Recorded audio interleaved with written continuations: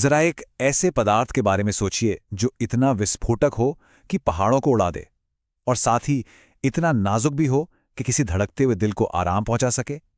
सुनने में थोड़ा अजीब लगता है ना, पर यही नाइट्रोग्लिसरीन की दोहरी जिंदगी है। एक ऐसा मॉलिक्यूल जो विज्ञान और विश्वास की दुनिया को बिल्कुल अलग कर देता है। तो देखिए, यहां एक ही केमिकल है, लेकिन उसके दो बिल्कुल अलग अलग रूप हैं। एक तरफ है ग्लोनोइनम, जो एक होम्योपैथिक उपचार है, और दूसरी तरफ है नाइट्रोग्लिसरीन, जो एक पारंपरिक दवा है।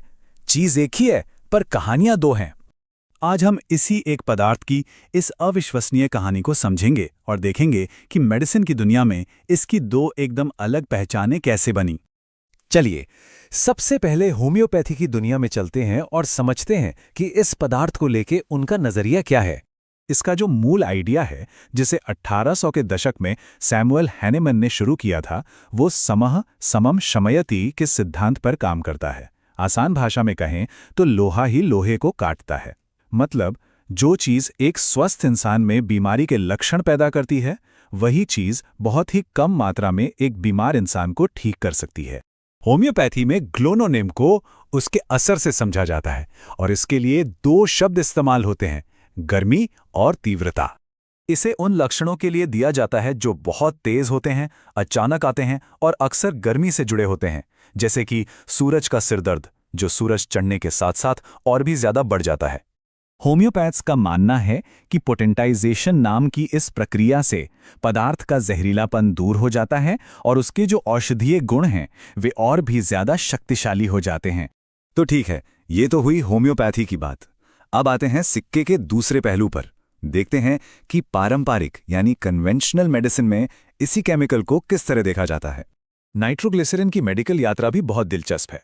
जब इसे खोजा गया तो ये एक अस्थिर कंपाउंड था जिससे बहुत तेज सिर दर्द होता था, लेकिन फिर धीरे धीरे डॉक्टरों ने इसे सीने के दर्द यानी एंजाइना के इलाज के लिए इस्तेमाल करना शुरू कर दिया, और आज ये दिल की बीमारियों के लिए सबसे आम दवाओं में से एक है। पारंपरिक दवा में इसका काम करने का तरीका एकदम सीधा और शारीरिक है। ये एक वैसोडाइलेटर है, मतलब जब ये शरीर में जाता है तो ये नाइट्रिक ऑक्साइड में बदल जाता है। ये नाइट्रिक ऑक्साइड हमारी खून की नसों को चौड़ा कर देता है, जिससे दिल तक खून आसानी से पहुंचता है और उस पर बोझ कम हो जाता है। तो फिर असल में ये करता क्या है? देखिए, इसकी जो चिकनी मांसपेशियों को आराम देने की खूबी है, उसकी वजह से ये कई दिक्कतों में काम आता है। लेकिन सबसे ज्यादा इसका इस्तेमाल होता है हृदय से जुड़े सीने के दर्द यानी एंजाइना के लिए। और यहीं पे आके इन दोनों मेडिकल फिलॉसफीज के बीच का जो असली फर्क है वो हमारे सामने आता है। ये टेबल इस फर्क को बिल्कुल साफ कर देती है। एक तरफ होम्योपैथिक है, जो जीवन शक्ति जैसे ऊर्जावान सिद्धांतों और ना के बराबर डोज पर आधारित है, और दूसरी तरफ है पारंपरिक चिकित्सा, जो पूरी तरह से नापी तोली जा सकने वाली केमिकल प्रतिक्रियाओं पर निर्भर करती है।